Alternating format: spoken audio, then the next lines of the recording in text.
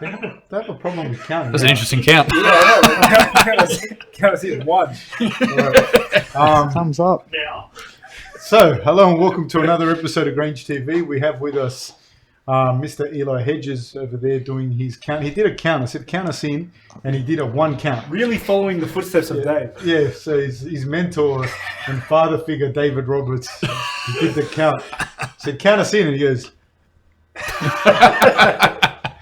So, and we have with us a very special guest, Mr. Isaac Butterfield, Australian comedian, podcaster, YouTuber.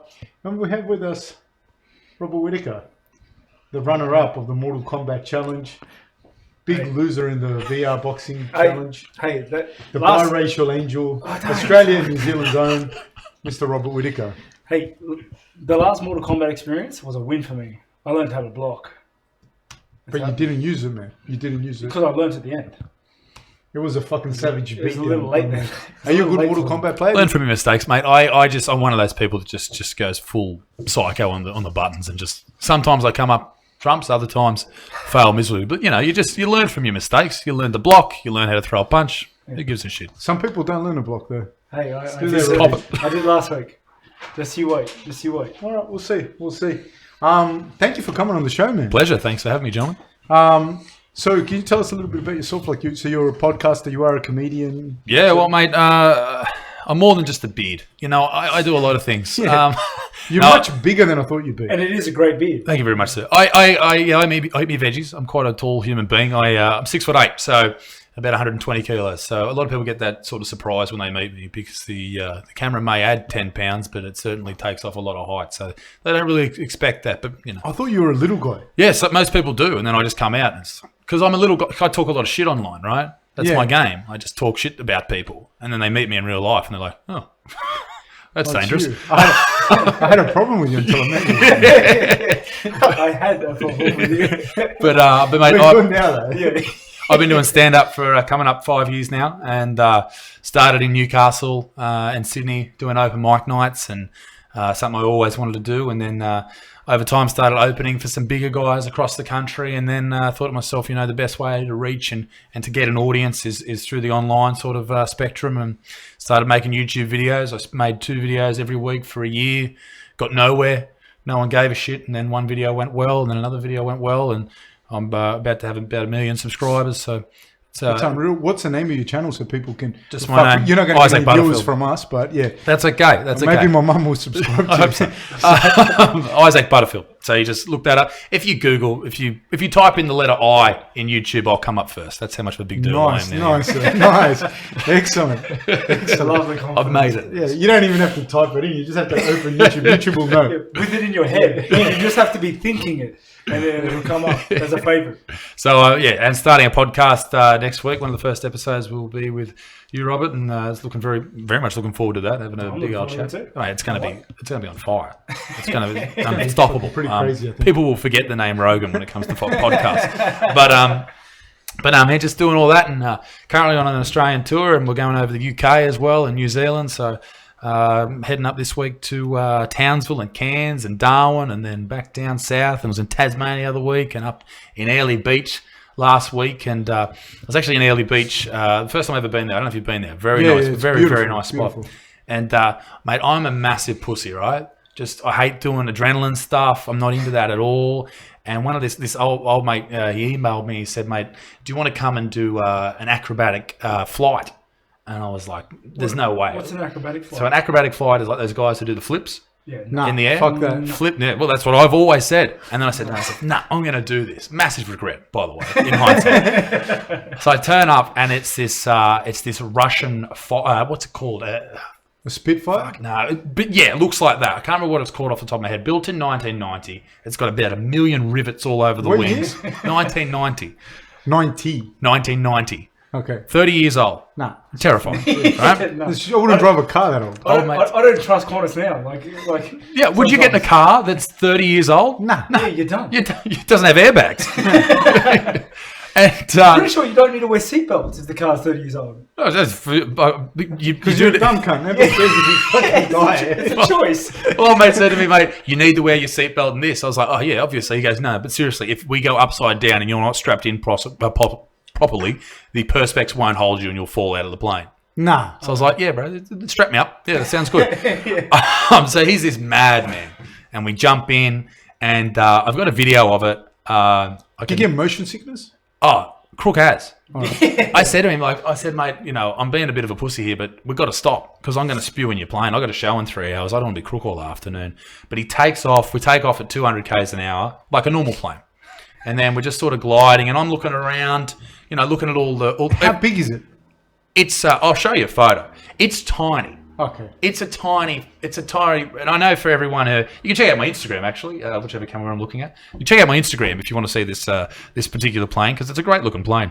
And so we're climbing, and instead of a plane, you know, you fly Virgin. Shout out to Virgin, gold member here, right here. What's going on? You fly out there, and it's you know, you climb pretty slowly. So it's one of those. No, it's fucking... Yeah. It's not a plane, dude. It's not a plane. It's a paper plane.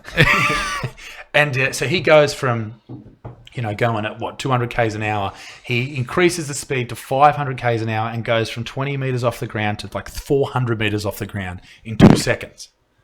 And at this point, I'm looking at all the dials because they're all in Russian, trying to read what's going on. And because of the G-force of him taking off and going that quick, I can't look up. So I know I'm going up, but I can't lift my head because it weighs 5 times its normal weight. I can't lift it up. And I get up there, feel crook as a dog. I'm looking out. I can't see where I am. Next minute, we're upside down. Then he's doing flips, and I'm on the intercom going, what are you fucking doing, mate? Leave me alone. So you're sitting behind him? I'm behind him. And, mate, and the scary part is he can't disconnect the control of the plane from me because there's there's the stick thing, whatever it's bloody called, there's the throttle and all that type of stuff. In that plane, for whatever legal reason, you can't disconnect the control. So I have full control of the plane if I want to take it, which is a scary thing for him. He's letting some random person get in the back of his plane, and old mate could just like pull the stick. But you could just panic and do it. Yeah, or you try to grab onto something. Like, I didn't expect any of this. Like, I don't know if anyone out there's done this type of stuff, but the G-force thing is incredible. Like, he has just control of you. We went upside down across Airlie Beach, upside down at 400 k's an hour, doing barrel rolls. Did you have your eyes open? Yeah, it was the worst experience of my life. Everyone, he says, mate, everyone gets out and they're like, I'm so glad I did that. No. I got out and I was like, No. Never again. Nothing about what you said makes me want to do it. No. I'm feeling motion sick now, listening to you. Yeah. I get motion sick so bad. It was so bad, man. It was bad. There's a guy that lives around the corner from me, and he restores those types of airplanes, World War II airplanes actually, so older ones. Yeah. And his mate crashed and died in doing that shit, and I was just like, oh. Well, I'm glad I did this podcast after I did it. I'm always a bear. I'm like the good news bandit, the good news panda. Well, he used to have a biplane, this dude, and he hit a drone taking off and had to crash land into the water. This is what he tells me as we're waiting to take off. I'm like, well, have you banned drones around this joint? You're not meant to fly drones, It's Airlie Beach Airport. No one cares. There's no security. You just get on. Yeah, so I didn't even know they had an airport. Well, they've got one, and they've actually got houses, like multi-million-dollar houses there that have big garages for people's planes. So they live on the runway. Really? Yeah. It's something I never... Apparently it's quite popular in the States, but I never knew that even existed. But driving out to take off, there's all these houses with massive garages. Yeah, what do you need? Why do you need a plane accessible like that all the time? It's just car. It's just like cars. People are just. It's just whose dick's the biggest. They're just like, oh yeah, I've got a little Cessna. Oh dear. Check out my Spitfire. You know. Hey, what made you want to do comedy? Because to me, I think like stand-up comedy's got to be like the scariest thing like that. Other than that crazy shit you just spoke about then, but stand-up comedy to me, like I can't imagine doing that. I love it. It's my favorite thing in the world to do. But I don't know. I wanted to play footy growing up. My old man played footy, and I wanted to follow in his footsteps. I wanted to play for Newcastle. That was my dream. And I was a very overweight kid and realised pretty early on they weren't going to put me on the field. So I thought, oh, well, we'll give something else a go. And I used to watch a lot of Billy Connolly with my pop and my grandma back in the day, and a lot of the stand-up that was on the ABC back then. And then I come in contact through probably YouTube with Jim Jeffries. And people like him, Jimmy Carr, Bill Burr, all these type of guys when I was at high school.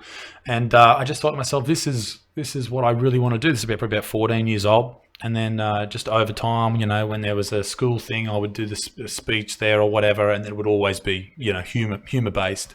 And so I've probably been doing stand-up for a lot longer than I said I have been. But, you know, properly, actually sitting down writing 5 minutes of material, you know, about 5 years. And the only way I got into it was through Joe Rogan's podcast. And that was, I think he was doing a podcast with Joey Diaz, and he was talking about how you actually get started. Because there's no science to it. There's no like guide. It's not like you do a university degree and this is how you get to the top. You know, it's just trying. It's just hoping that things work. And so I was listening to him, and he said, "Listen, you got to write 5 minutes material, go and test it out at an open mic night, and hope it goes well. And then just through time and through, you know, perfecting your craft, you know, eventually, hopefully, something will work for you." How long does it take to get 5 minutes of material? It could take a day, it could take an hour, it could take a year. It depends on, you know, how good you are, how good the piece is.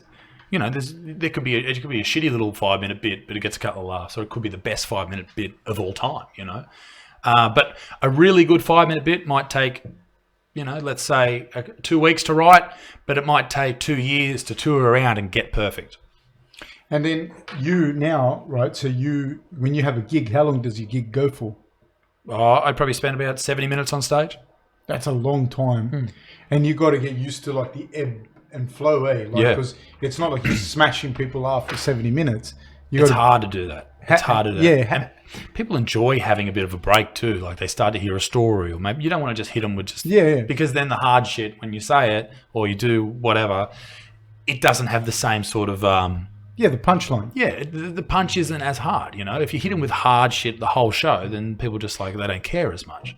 But my first show I did on my last tour, which was started probably, I think it was June last year, first week of June last year. I did 2 shows in Sydney on the first night and 1 show in Wollongong on the second night. And in that weekend, I did more time on stage than I ever did in my open mic career of 3 or 4 years. I'd never done an hour before, and that was terrifying, like just to think, how am I going to get this time on stage? Because an hour is, as you said, a long time. Now it's just, I just do it. That's my job, you know. I'm just used to it. But the first time I did it was just horrific. How scary is doing the open mics and that? It wasn't too bad. Is it better now, though, that like people know who you are, so that people go into your shows after that type of humor? Yeah. Does that make a difference? Yeah, they know. It's like going to see a band. Yeah. You know what you're going to get. So the people that come to my shows, people often assume that my fans, the people that follow me, are all young blokes who are just pigs. Mate, my audience is 50-50 male, female, every religion, creed, colour, whatever. It's always a big mix. And I think that's really important. And that's what a lot of people don't get about my style of humour. Like I say some horrible shit on stage, but it all comes from a good place. None of it's hate. But say when you were coming up and doing like 5 minute hits and you were going somewhere and like it was like a motley crew of people, what was that like? Well, it's always been okay, but I have had shows where you have